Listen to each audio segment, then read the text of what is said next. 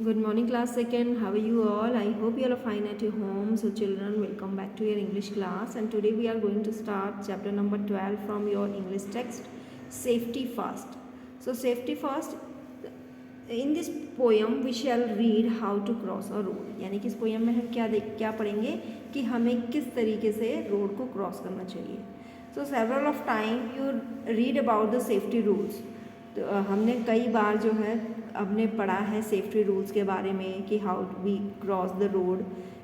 तो हमें रोड को कैसे क्रॉस करना चाहिए. So in this poem is also telling about the safety first. हमें ये पोएम भी हमें यही बता रही है कि सबसे पहले क्या चीज़ है, हमारी सेफ्टी है. और यहाँ पर जो चीज़ हमको बताई गई है वो क्या है, सेफ्टी फर्स्ट, यानी कि हमें किस तरीके से रोड को क्रॉस करना चाहिए. And it is very important. ये बहुत ही एक महत्वपूर्ण चीज़ है. ये हमें पता होना चाहिए कि रोड को हमें कैसे क्रॉस करना चाहिए.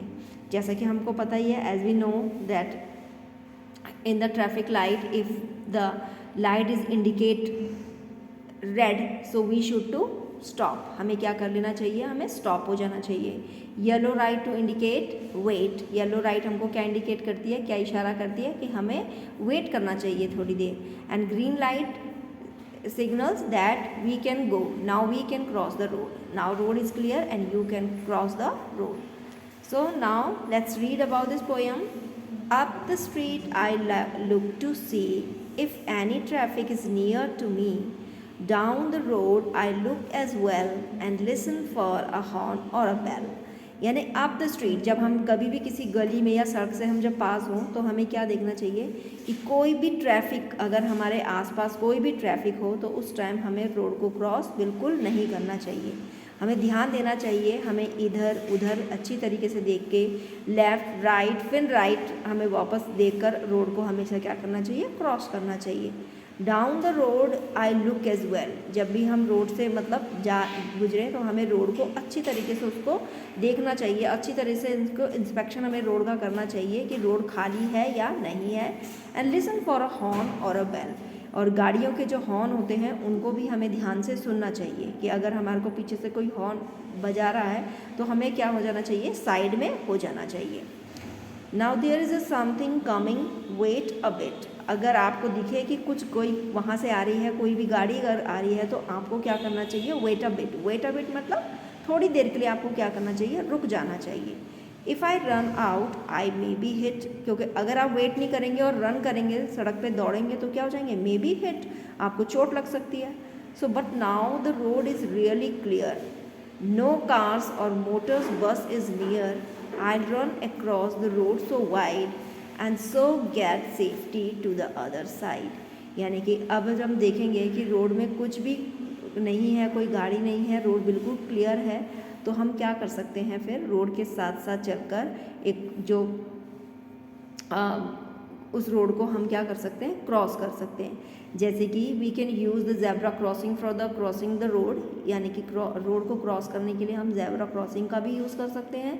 तो इस तरीके से हमें रोड को क्या करना चाहिए, क्रॉस करना चाहिए.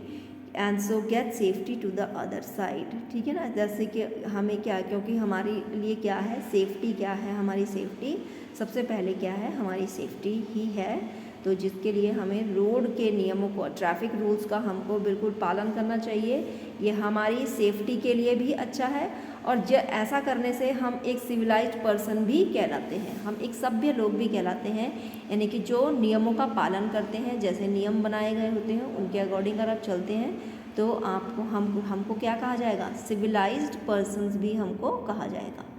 सो the children, you have to read this poem. आपको इस पोएम को पढ़ना है and you have to learn also. Now the book work of this chapter. आपका जो होमवर्क है वो क्या है, book work of this chapter. So here first tick the correct answer. So यहाँ पर आपको you have 3 options and you have to tick the correct one. Up the street I look to see any dash to near me. So the options are traffic, boy, car. So the right option is traffic. So take the traffic and write here.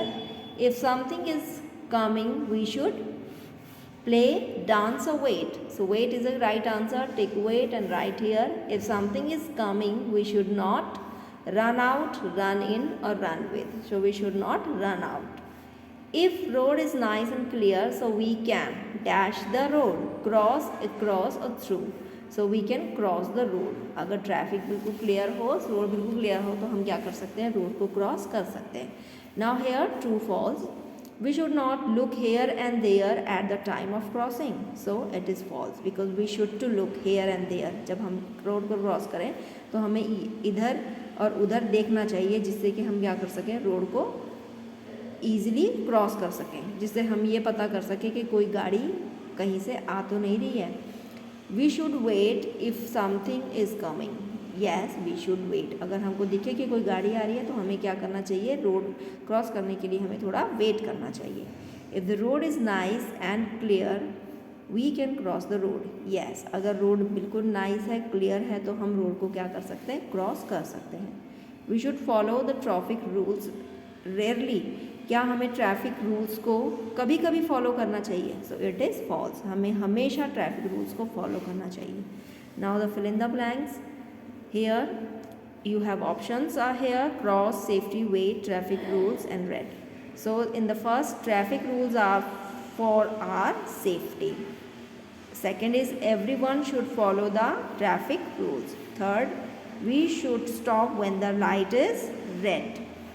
We should cross the road when the road is clear. We should wait if something is coming. Now turn the page, and here these are the question answer, but we will do in notebook. इसको हम notebook में करेंगे. Now here complete the following words. You have to complete the following word. The first one is traffic, listen, something, across, safety. Now match the following. So here match the following. You have to match the same meaning word. यानी कि इनके same meaning word से आपको इनको match करना है. Respect, admiration, care, attention. Bold, it means brave. Jealousy, it means envy. Wild, it means uncivilized. and gentle, it means kind.